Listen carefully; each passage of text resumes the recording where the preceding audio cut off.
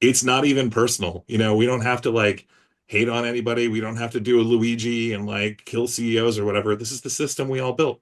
We can change the system. Like we can make different rules and we can make different decisions about this. And like, there's a path to fixing this that, Democrats have not told that story. They have not chosen to tell people that it's not DEI, it's austerity, like that these people are blaming black people for the problems they caused, right? But that, I'm hopeful. There's a new generation of leaders coming up in the Democratic Party who are great storytellers.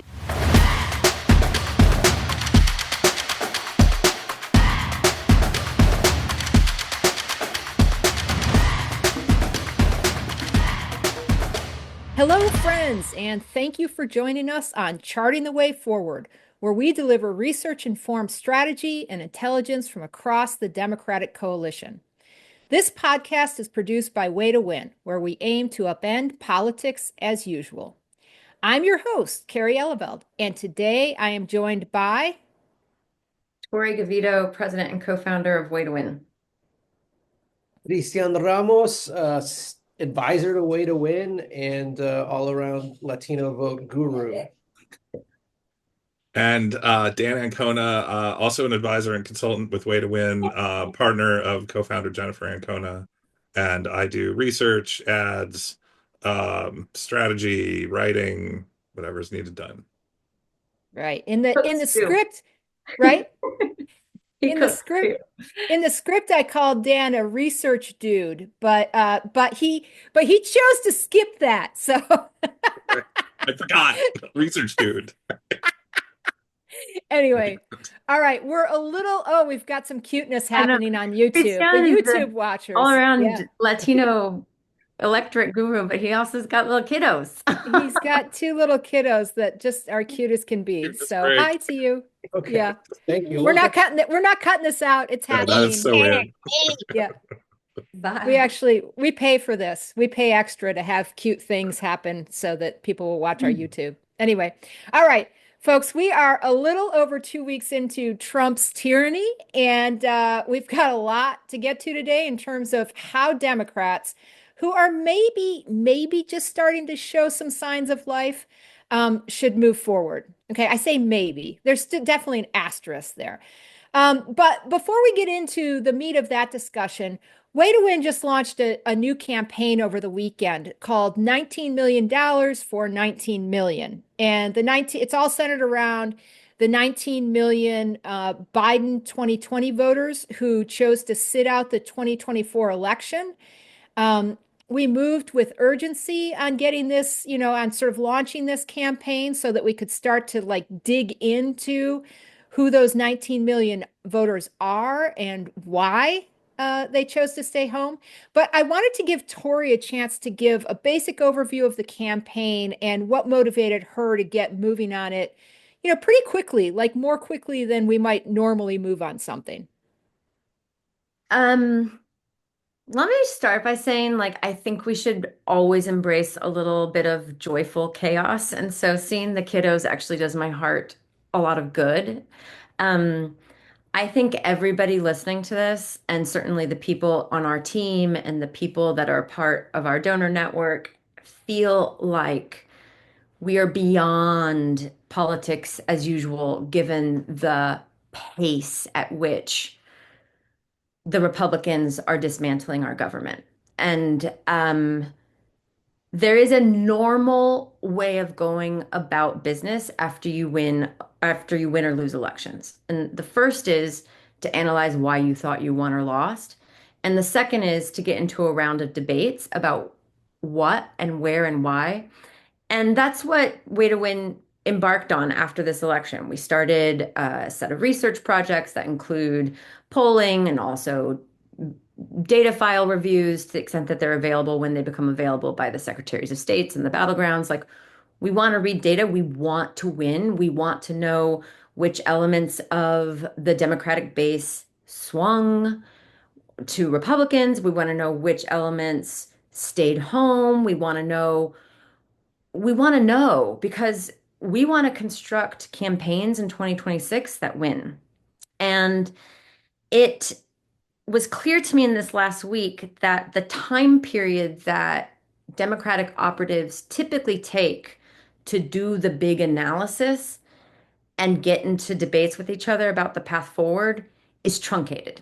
That we must take the time to move forward carefully. We must plot the right strategies to win in 2026. But we cannot wait for those strategies to get fully baked before we start to interrogate the question of what the people want who are staying home or switching sides, to get out there and start talking to them and making sense of what they're seeing um, in DC right now. And the 19 million framework about like this 19 million people voted for Biden in 2020, didn't come back in 2024, feels like a really important question to ask to suss out the path forward. Because that 19 million, those were Democrats that came out for Biden, or at least Democrat curious, and they stayed home. So they seem like the most easily persuadable. And if we can start there, rather than starting the conversation with who are the Republican defectors, who are the Democratic defectors, it seems like an easier way to tap into a group of people that could be with us if they understand the stakes of the moment. So we launched it. Um, as we're building the plane. We launched the plane as we're flying it or building it. We're flying it as we're building it. In part because like there's just no luxury right now of time. We have to get out there and understand who we're talking, like who is our base, what they care about, and just talk to them and listen to them. I see Dan having thoughts. Dan, do you want to weigh in? Because I see No, you. I thought that was, I'm just glad we're fighting. Those are my Yeah. thoughts. Yeah. Yeah. So oh, sorry. Go ahead, Tori. No, go, you go. No, I think I'm reacting to just the imperative of the moment. So I'm breathing. Yeah, the imperative of the moment, right? So I just and part of the problem is, and you can go back. I tell you what, it was such a good table setter that we had our first 2025 kickoff pod with Mike Podhorzer. And there's a big difference in how you go about campaigning depending on if you think that, for instance, a bunch of people who you could have gotten to vote for you sat at home versus they switched sides and voted Republican, right? And like been this whole sort of media analysis around how the whole country moved right. Well, the whole country didn't move right if a bunch of people sat home. They didn't actually vote. They voted for Republicans in absentia, but like that's not what we're talking about. So we'll get a little further into that. We're going to have time to talk a little bit more about that. But let's get into, we have two big discussion topics today, right? The bigger picture here is that Democrats really need a path forward. They practically have been looked like they're, for at least a week or 10 days, looked like they were playing dead for a while. It was a little game of opossum there. And at Way to Win, we view the two buckets that we need to do. We've been talking about moving forward for Democrats is in the short term, and this is like we aren't the first people to come up with this. This is sort of like a brain trust thing happening. But in the short term, we need to bring Trump's approval ratings down. Like that is just a fundamental basic of needing to weaken him so that so that Republicans aren't just lying down and letting him do whatever he wants, and Democrats are too scared of their own shadow to oppose him. So, right now, I mean, the truth of the matter is the guy is, he should be a lame duck president at this point. He can't win election again, and it's going to be interesting to find out what Republicans can do without him. Okay. The other bucket is over the long term, Democrats have got to improve their brand.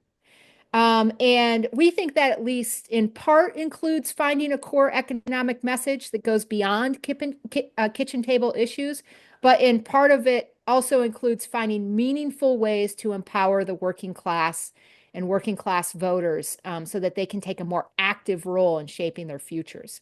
But Let's take the more clear-cut one first. I mean, approval-wise, Trump is at his apex. I mean, regardless of who's doing the polling, he's like, it doesn't matter if they have him just underwater or they have him actually above water. Like in that poll, he's at his apex in approval ratings right now, including during his first term and when he first took office for the most part. As long as that's true, congressional Republicans are going to let him run roughshod over the Constitution. Democrats are going to talk up the virtues of bipartisanship. It's going to be a complete crapshoot. I'm going to start off with Dan here. I know you've been thinking about this. It's a target-rich environment to figure out, to think about the things, the things that you can lodge against Trump, which can be a problem. But if you had to choose a point of attack, where do you imagine starting? Yeah, there are some options for sure. I think a lot of where the DC Dems have landed this week has been on attacking the Elon Musk thing. And in fact, right before the call, we started to have a discussion about like, is this going to turn into defending USAID, or is this about something else? And I think where the Democrats have landed is mostly pretty good. Um, I don't think there's a lot of evidence yet that like what Elon is doing is breaking through. That's, one of the big outstanding questions that we're going to have going forward. But to the degree that it is, there was a morning consult poll this morning. The question that they asked was, voters who approve, do you approve or disapprove of Trump's selection of Elon Musk to serve in his administration? So no, it's a super unloaded question, right? Like nothing about what he's doing or like what his agenda is or whatever. And that those numbers have kind of cratered, not crater, but like starting to crater. With Democrats, they've gone from 73 disapproved to 16. The overall number has gone from kind of tied. It was like 43, 42 around inauguration, and it's dropped 5. So it's minus or negative 46 and positive 41. So that's better. And almost all of that motion has come with indies. Indies went from being tied at inauguration to 53 against and 28 for now. So my hunch is that those kinds of numbers are setting off alarm bells in the White House. This wedge, driving a wedge between what Musk is doing and what Trump is doing is, it's easy to sort of play on Trump's insecurities and his fears. I think that's, with this is going to hit that really hard. The main crucial thing about that is they tried to pick on USAID, I think, because it's like they were looking for the weak link in the chain. And, they thought something like foreign aid that people don't understand. There's all this polling out there that says people think it's a quarter of our budget or whatever. It's under 1%. And we're actually like I saw another chart that was like worth one of the lowest percentage wise of GDP, like in the developed world that we spend on foreign aid, which is on foreign aid, which is embarrassing.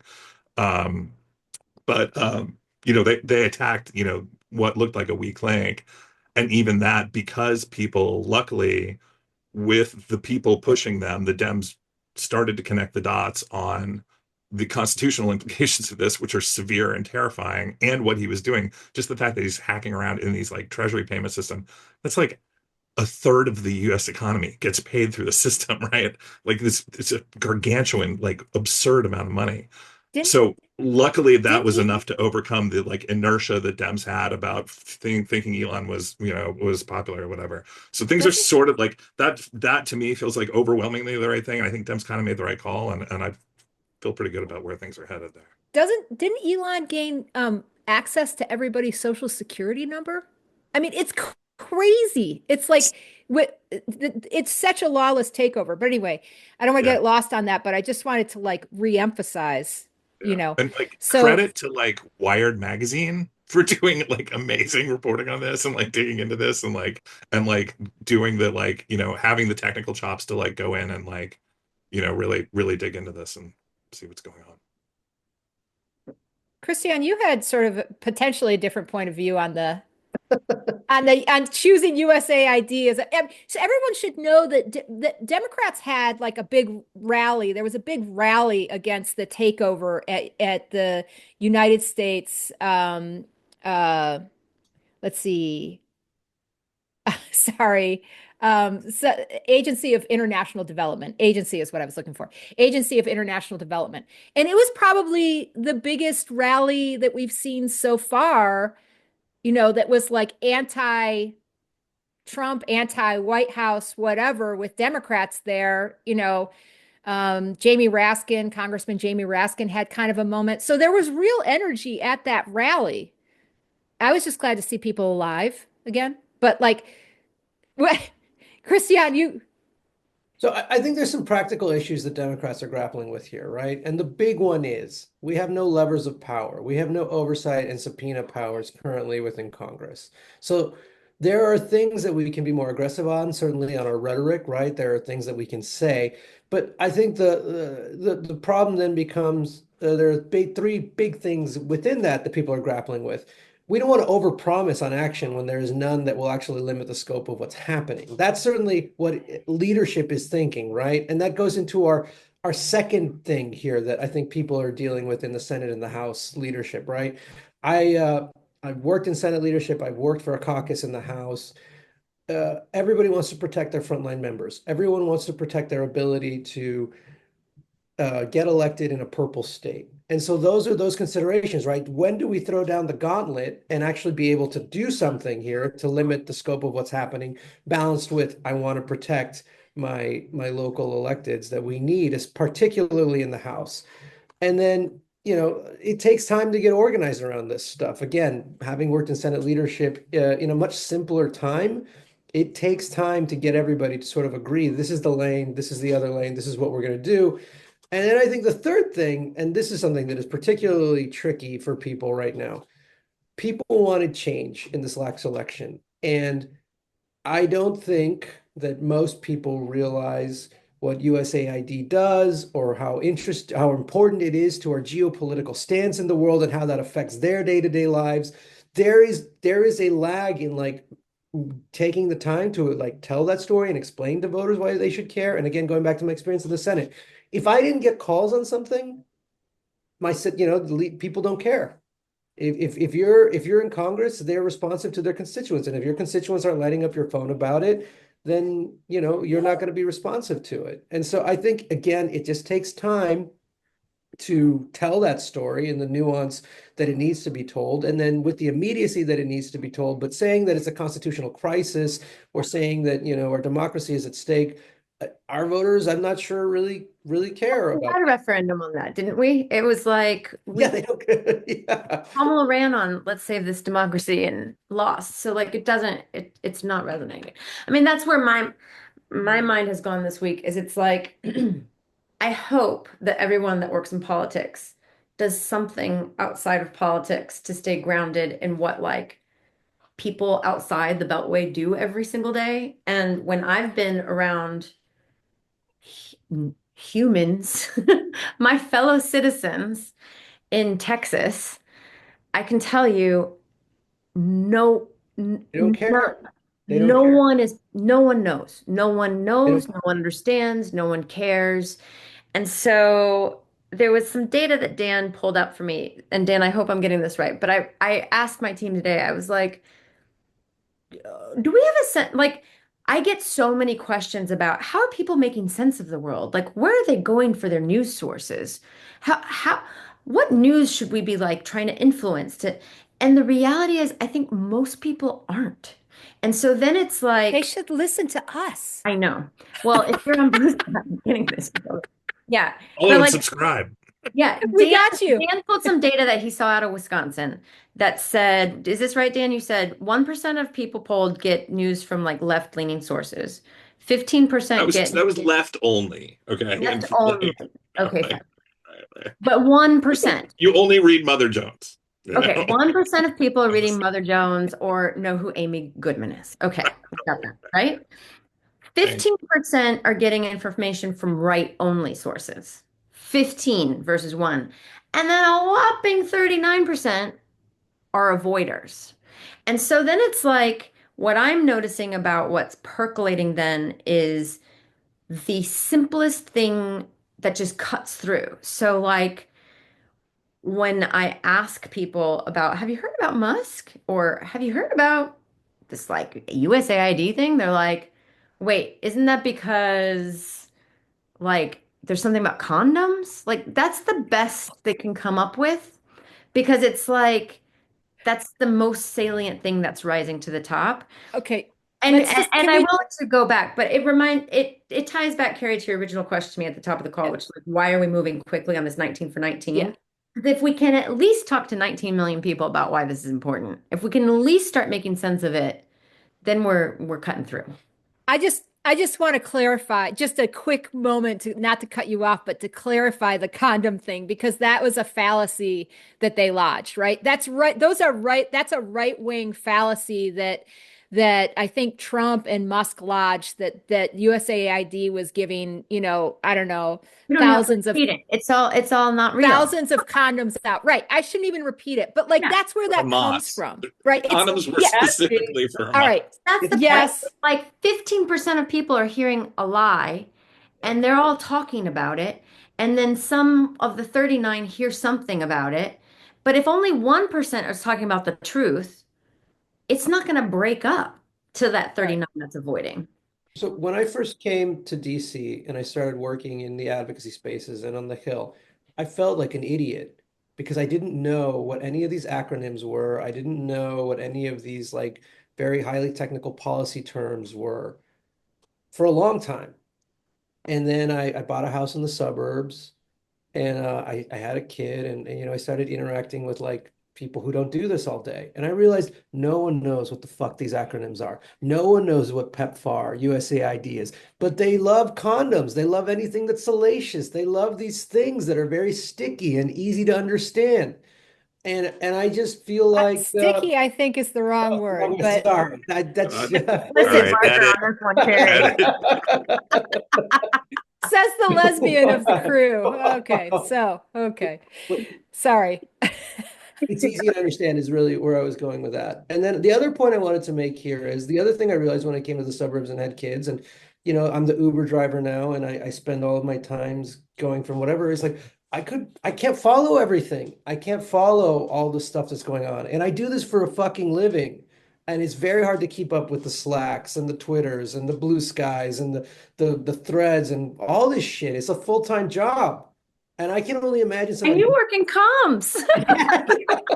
I can only imagine somebody who doesn't do this for a living, who is not paid to follow all this shit. They don't care at all. Yeah. No. I So I agree. Okay, Dan, one more and then we're gonna like we got to move on. maybe I'll I try to know, but I tie just want to say something up. Yeah. really quick, 39% are news avoiders. That means like 60 are not news avoiders. And like they're not getting much from the left, but that 15% or something were at least reading some left source or listening to or watching. So it's not nothing.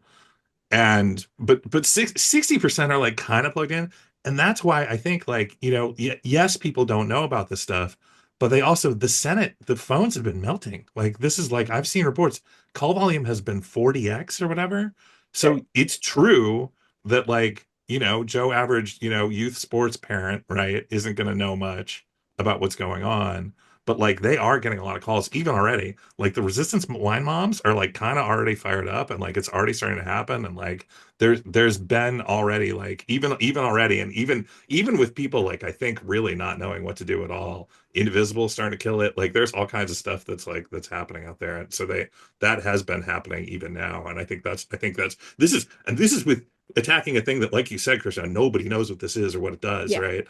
If they come Right. after kids like special ed, like Yeah. funding or something, Right. we're going to see another wave, like an exponential stuff. And some of the infrastructure is getting built now. So we'll see. So Yeah, no, I totally agree with this. I just want to say, like, I think signs of life matter. All right. And the Democrats last time around in 2017 saw all the pink hats everywhere and the, Million Mom March or whatever it was, the women's march, and just like, and they were like, this is like they could feel the energy of that, and it gave them some backbone to resist Trump. And that doesn't exist yet. And if there's meltdown happening on the phones in, their districts, and they're starting to see some real energy, that matters. And I agree with Dan that Elon is at least one of the right targets. So, like, if they can seize, I saw a bunch of stuff from Democrats on Elon this week. If they can seize on Elon, he is a good target. And driving a wedge between him and Trump is also potentially just a worthwhile thing. And, So, and yeah. I would just note that, like, yes, in 2017, we saw massive marches with the same colored, hats and all the things. And I hear you say it doesn't exist yet. And yet, I have seen a lot of organic civil disobedience, direct action, First Amendment protected activities like marches popping up in enough places that the energy is starting. I'm just reinforcing what Dan's saying. Yeah. Like, the energy is starting to boil. And I think we're also going to see it may not all look the same. We may not all get to DC. Yeah. But there's going to continue to be actions for sure. We're building back better, right? It's the new version of the resistance, and like that's Christian. That was like catnip for Christian. Well done. Well played, sir. We are going to come up with a better slogan than that for the new resistance. Building back better is not, or should we go ahead and trademark it right here? Resistance 2.0, build back better. No. Oh God, no, so bad. That's a little PTSD. All right. So that was a rousing discussion. We're going to move on to the slightly more difficult topic of how how Democrats can improve their own brand, right? It's taken a real hit here. And depending on pollster, they're anywhere from several points underwater to like 20 some points underwater. I can just tell you, I look at civics a lot because I used to work at Daily Kos and civics, and they do have nice tracking charts. And you can look at this at the civics tracking, and you can see Democratic Party's favorables starting to slip last fall, right around when Biden gets out, and it slips from 40% down to 35%. It's still sort of on a downward trajectory. And at the same time, Republicans, who have always been terribly unpopular and far more unpopular than Democrats, are now starting to tick up in this opposite trajectory to where they're now at 37% favorable. This is on civics, right? Civics with a Q. Anyways, what I'm saying is it's almost like there's been just the whole inverse. I mean, neither of them are very popular. And the worst part of it is that Trump is more popular than both of them. Okay. So both parties, he's more popular than either party, I should say. So, all right, let's, Tori, are you getting a sense of with an eye towards 2028? Like, the short term is kind of like, let's do anything we can to drag down Trump's favorables. Long term is Democrats have got to find they've got to have better branding, they've got to have better messaging, etc. If we're going to win back the White House. We cannot do everything perfect and potentially win back the House in 2026, but winning back the White House is where the rub is in 2028. So, Tori, This is a harder question. It's so hard. It's so hard. It is. I think sorry if I'm going to get nerdy, and my friends, I'm going to phone a friend and Christian and Dan to bring it home a little bit, I think. But it's like, one of the challenges with this question is that there are the Dems. So there's the DNC, and there's elected officials, and there's candidates. And then there are Dem aligned groups whose job it is to support them. And that because of the way campaign finance works in this country, there is a lot of influence in the outside group. And so there is work that the Dems need to do. And I really, really hope, and I think Ken Martin, the new chair of the DNC, understands this brand message problem is part of his job. But he's also not quite going to ever get at the answer, because I think it's been the DNC's chair job to figure this question out since at least 1971. And it perennially is the question they keep coming back to. So unless he can really tackle the original part of your question to me about who is our coalition and what defines them as a cohort rather than just like these different regional interests or these different sort of constituency interests and binding them together in a big tent. It's not that big tent is like that is our tent, but how do we define them more broadly beyond tiny interests? If he can't figure that out, then we're going to be back on another 30 years of trying to figure out this question. And so it's a little deeper. Meanwhile, it's not just his job to kind of leapfrog on these experiments, which is why I'm really proud of the Way team for like getting that we need to define who is the we, getting that we need to define like it, our job is to go after these particular voters in this ecosystem of outside Democrat work to shore up a winning coalition. What is our job and how do we talk to those folks and help them see themselves as a bigger cohort? I mean, that's been the whole question that our media work has been designed to try to answer. And we've found some things that work. Like, how do you bind, a young, progressive, educated, white, suburban woman in Atlanta with a working class Latino in, who a little older, maybe in Nevada? How do you bind these people together to see themselves as a we fighting for something? And the dragon that Kamala was trying to slay was, of course, to like protect democracy. And we know that that's not enough to bind these folks together to win something together. So, yeah, I'll just, that's the big idea. And of course, if Dan and Christian want to, this is when I'm phone a friend comes in. If you guys want to tap in, you should. Dan, you can go and then I'll go. That's fine. I was gonna Oh, let you. all right, I'll go. I can go. Yeah, go for it. I have a very easy one. I have an easy one. And I felt this way, I think going back to 2017, I felt this way. Democrats have a trust gap. We're seen as distant from people's everyday lives. We are seen as not caring about people's practical lives. Want to save a country that is 10,000 miles away from you? That's the Democrats.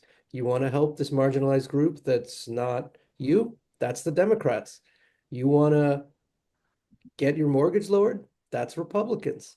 You want to help get a second car that's nicer than the one you got? That's the Republicans. That's the Democrats' problem right now. People don't trust us. And Republicans do not say, this is what I think about X, Y, and Z policy issue. This is what I'm going to go do, and I'm going to fight like hell for you. That's what they say. They say And that's kind of popping now, right? Like, they say batshit crazy stuff, but everybody knows where they stand. Nobody knows where the fuck Democrats stand right now on anything. And that's a trust issue. That's a credibility issue. yeah. That's like, this guy is on my side. That's our problem. We have to have a come to Jesus moment and realize, hey, we have to be for X, Y, and Z. Let me push back. Let me just push back on something. Let me try something. No, please. Okay, which party is coming up with actual economic policies that can help working class people? Like, so here, so why is that not breaking through? Right? You're making an incredibly important distinction. We are much better for the government. We are much better for working class people. We are much more for functioning society. We are the party of that. Do we communicate those things in ways that people understand or care about? No, we don't. We don't. We took an election year where every single poll was about how they were pissed about the economy and cost of living and wanted change. And did we talk about any of those fucking things? We did on the periphery a little bit. A little bit. No, We but tried. but this is where defining the we. This is the other question. Yeah. Like, there's the role of the candidate and the party, and then these outside groups. And some of the outside groups have a ton of money, and some of the outside groups have less money. And so then it's like, if we can't find some way to amplify the good stuff that like answers this argument between Kerry and Kristian, then it's not enough. But go ahead, I Dan. I do think Yeah. Democrats are for working class people. I think we're all for all those things. I just don't think working class people think that anymore. Right. Yeah. I agree with that. But I think there's two, you can split this out in two ways right here. Christian, I think to some degree, what's happening with the trust gap and what you just laid out is something that voters and a lot of people are generating ideas about the Democrats that are the hallucination that the right-wing media has put up, right? Like all that stuff about like we didn't talk about she talked about the economy a ton, right? Was it effective? We don't think so, right? Like we have some ideas about like what didn't work there, right? But like so much of that was just the effectiveness of the right wing media persuasion machine. Like they're just really freaking good at making ads, and like, and that's but there also is a real trust thing that's happened that's real, which is we ran a guy who a lot of people now are looking back and saying that guy was not okay, and people knew for a long time, and that I think will really undercut our trust and hurt us in a big way. They also, I was a little dismissive of this, and we heard it in some of the focus groups. The people were like, well, I didn't like how the process worked, right? I didn't like that they just picked Kamala, that they anointed her, right? And I was, the counter argument's obvious enough. And I know the right wing just tackled this. They were like, like Dave Portnoy from Barstool Sports was like, well, it's just the powers that be are picking her or whatever, and like it was just a cynical wedge that they could wedge in there. And, the obvious answer was this is how it works, right? It's like there's a president and vice president. The president can't serve the vice president. It's their turn, right? But that argument did not work for people. And like some of the stuff that's happened that's broke, and I would say support for, military adventurism abroad is also in the same category where there are people who really feel like there were things that the trust was broken on, that it's like not a right-wing hallucination. Like we actually were better for the economy, but there's some other stuff out there that we really did make some kind of, as a party, as a family, not we, us, not the people on this call, but as Can a I, party, I think we have to address those in some can way. I ask y'all a I don't question? know. The kickoff to this question that Carrie asked us was about the longer term, that there's like an imperative to quickly draw down, like cleave what Musk and Trump, bring down their favorables, hope there's free and fair elections by 2026, win back the House, get a little more power, get back in the fight. But the question she asked us was about this long-term branding thing by 2028. But 2028. And Yeah. maybe we could even get better after No. 2028. We But just I need to want to add sustain. We some need part of texture. it Like done by you all are 26. tracking the national, what you all are sharing with me in the audience is the dynamics you saw in the last campaign. Because a lot of the work that I work on with the team is also sort of local politics. I think the other dynamic, just to throw out there, that I want you guys help to react to is like, yes, and all of what you said is true from a national dynamic lens.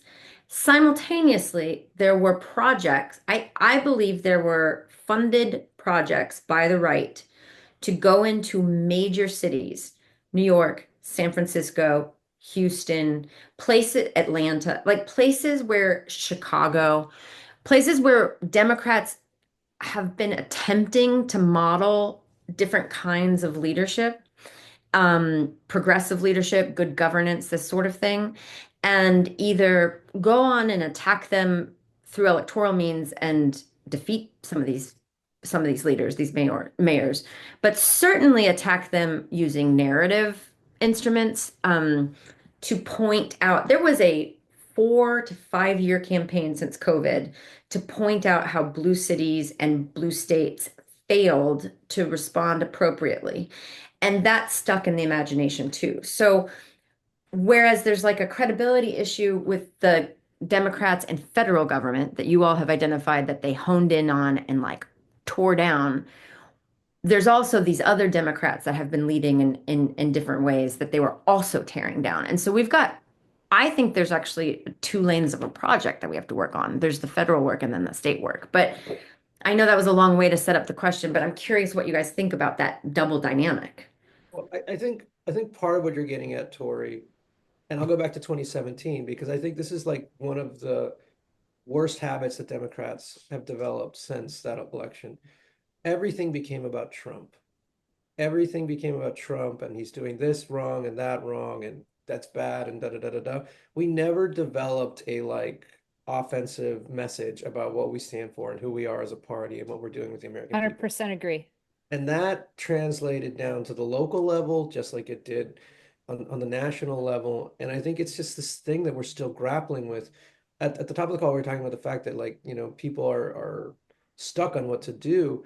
I think that there is a strain of thought out there. Let Trump just self-destruct. That's what they've done for the last like 10 years, 10, 20, or I don't know however long Trump is, I'm bad at math, but however long he's been in there, that's been our tried and true move. And, obviously it has not worked, but I do think that is, a habit that we have to break in some way, that we are going to have to start standing up for the things that we believe in and so on and so forth. And I think like the trans thing is one of those issues where I think voters are with us if we go out there and say, fuck yeah, we're for trans rights and protecting people and making sure that things are all right. It's always this thing that is And very controversial. parents being able to make decisions about how to raise their children. Since when do we think that the government Unbelievable. should be telling parents how to raise their children? On any number of those, right? Any other of these controversial issues that keep hitting us on crime, on whatever, like we have good records, we have good things. We never defend them. We never go on offense. We never talk about what we're actually for. And I think that's a big part of this That Trump thing. Yeah. Let me just piggyback, and then Dan, I'll give you a last word. I got a But good wrap up, I think, for it. oh, good, good. Well, I'll let you do the wrap up. I just want to piggyback on, we never talk about what we're for. A few minutes ago, Tori said, well, we've been working on this Democratic brand thing since 1971. Okay. So, and I'm like, yeah, it's true. I mean, I didn't actually go back that far, but I actually think that one of the things that we're dealing with here as Democrats is that the Reagan Revolution has set the terms of the debate for the past 50 years, and that Democrats have been tinkering around the edges of the economic scarcity mindset that Reagan set into motion, along with the, government's the source of bad and, can't do anything right, right? So Democrats have done things that have meaningfully improved people's lives. They've the Affordable Care Act, right? 20 to 25 million more people have health care insurance because of it. Um, you know, Biden forgave some student debt that will allow people hopefully to like get on their feet. I'm just pulling out a couple ideas. The new rule that they minted just before he left office, which is medical debt won't show up on people's, on people's Sure. ledger anymore. When they're applying for loans and stuff like that, right? But this is all tinkering within this scarcity mindset. It's not a total systemic, like, there's a better way of doing this. There's a better system for people, not a scarcity mindset. There's a whole better system for people. And part of that system is developing a core economic focus on giving working class voters, working class Americans, middle class Americans more agency over their lives. And a key to that is unions, building worker power, etc., because that's a part of what Reagan did too, was he began the death of labor unions when he took on the Federal Aviation Administration and and that whole thing. I don't know all the details of that very well, but I just generally know the thing. So anyway, the I I think that like this is a big project, but as long as Democrats are thinking small and thinking about things like, well, should we just like do we defend trans people or do we not defend them? Like, do we like making these choices like this? This is crazy, but if we're in a scarcity mindset, we are never going to come up with something big enough to Wow. attract people back to the cause of us That's in it, government. Kerry. You are right. That's been the argument but that's like the source of the debate since like this is what I'm talking about, post like civil rights gains.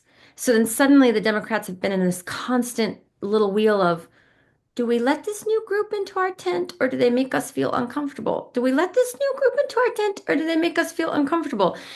Over and over and over again as the country changes and adapts, and we aren't selling the big picture of we got all of you. We're going to try to make it good for as many of you as we can with the resources we have. Like that economic fight is really, I think, the bottom line of the we, right? Like no matter our race or our gender or whatever, like we all need to make sure we can tuck our kids into a bed at night and feel confident that we know that we're going to feed them the next day. Like,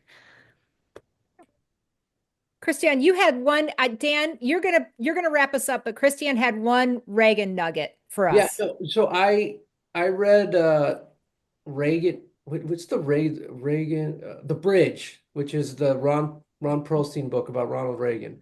We just witnessed like the modern version of that with Steve Bannon and the network and all the stuff that he did. It's the same thing as when Reagan went all over the country with the radio shows and he would hear people and he would just repeat whatever the hell they said to him ad nauseum. And I think they it's were like, both on TV. Trump and Reagan both know TV yeah, formats. that's what I'm saying. That's what I'm saying. Yeah, that's the comparison. And I think for our listeners, you go read that book because now that my wheels are turning on this, that's what they did. And I think for another podcast, perhaps like similar to when Reagan came around, we Democrats have lost the culture. We're no Yeah. longer like we're not no longer with where popular culture is. That's the other thing that I think people are grappling with that is preventing them from really going all in against fighting Trump is they don't know where they stand within popular culture anymore. Yep. Another plug for Rick Perlstein. The book that I read was the I think maybe I've read two of his, but I read Before the Storm, which is about the Goldwater era, which is really interesting if you want to that's the deep cut with him. Amazing writer. Also, he was on the writing for the Prospect this year, and he did amazing stuff. To wrap this up, and Tori kind of did this a little bit, but like just be like rather than saying someone needs to come up with an economic story, like I want us to not do the meta thing, right? And just do it, right? Like look, the rich have taken $50 trillion from the other 90% of us over the past 50 years. This is where you're going to hear about this a lot on this podcast, right? Like this is the core thing. It would come out to $1,100 a month. So many of the problems in this country would be so much easier to solve if everybody had $1,100 more per month, if it wasn't just sitting in Elon Musk's bank account, right? If that money, whether to us personally, whether that's going to our schools, if it's going to transit, if it's going to high-speed rail, it's going to healthcare, all the different things that we could have, but instead we're just letting the money go to him, and now he's got access to the treasury and is doing whatever. There is another path there, and like that is I think that's the core nucleus of the story is fixing that. And, like it's not even personal. We don't have to like hate on anybody. We don't have to do a Luigi and like kill CEOs or whatever. This is the system we all built. We can change the system. Like we can make different rules and we can make different decisions about this. And like there's a path to fixing this that Democrats have not told that story. They have not chosen to tell people that it's not DEI, it's austerity, like that these people are blaming Black people for the problems they caused, right? But that, I'm hopeful. There's a new generation of leaders coming up in the Democratic Party who are great storytellers. Look at like Maxwell Frost this week, unbelievable, like just great talent. And that's, But you're right, Dan. it's never too, the I just best want to time to change underscore 2 years ago, the next best time is tomorrow, right? yeah, I mean, I So want to underscore your point about the like, that's another element to the 19 million for 19 million voters. It's like we can hold a lot of podcasts where we say Dems need to talk about the economy. And what Dan just executed and saying we are talking about it. We have a theory of the case. We know who the heroes and villains are. We know it's 50 years of trickle down. We know that like there's a different picture we can paint. We are just doing it. It's part of the campaign too. All right. I think we'll have to leave it there. I will say this, just like to kind of wrap that up in a bow too, is that like, it's possible that voters end up like I'm always looking for a silver lining. I'm a silver lining optimist, and it's helped me in a lot of cases. And Bring sometimes the it's children like, back. Christian, yeah. you the kids. Yeah, we're gonna end on kids. No, well, I will say this. People might be more open to the idea that government actually does do some good things if Trump breaks enough of it, right? I mean, but Democrats have to be there. Well, no, I'm not rooting for Trump to break No, I it. know it's Trump is terrible. going I to think it's break it. true. It's terrifying, He's but going to break it. And so we're just, in Slack, for instance, we had this story out of Wisconsin. It was an NPR story where half of Head Start programs in Wisconsin couldn't access their funding after Trump shut it down. So, there's one Head Start center in Waukesha. So Waukesha, I think Waukesha. so. What? Waukesha. Waukesha. Sorry, Waukesha. that's it. Sorry, Waukesha. That's right. I went to Um, college in Minnesota. I had it, friends in Waukesha. I was like, when I said it, I was like, it doesn't sound right. Anyway, it's true. I was wrong. But anyway, thank you for that. So, and they closed last week and they left more than 250 families without childcare. Okay. That is, if Democrats actually make sure that people know why that happened and who did it, you have to get out there and tell people why it happened and who did it. Then, like, these are opportunities for Democrats, right? This is an opportunity to make the case that actually government functioning is a good thing. Government can do good things, but not with someone who's a maniac running it. Okay. So we will leave it there. Thank you so much for joining us. I want to thank Dan and Tori and Kristian for coming on with me. We are still pounding this out a little bit, how we do these things, but thank you guys for coming. thank you.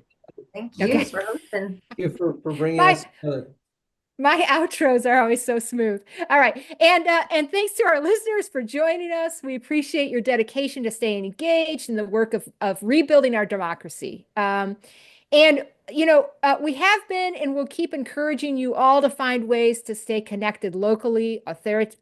Authoritarian movements count on disempowering people by making them feel disconnected, alienated, and alone. So it's super important, and I consider it an act of resistance in and of itself to stay connected locally, find more local connections around you.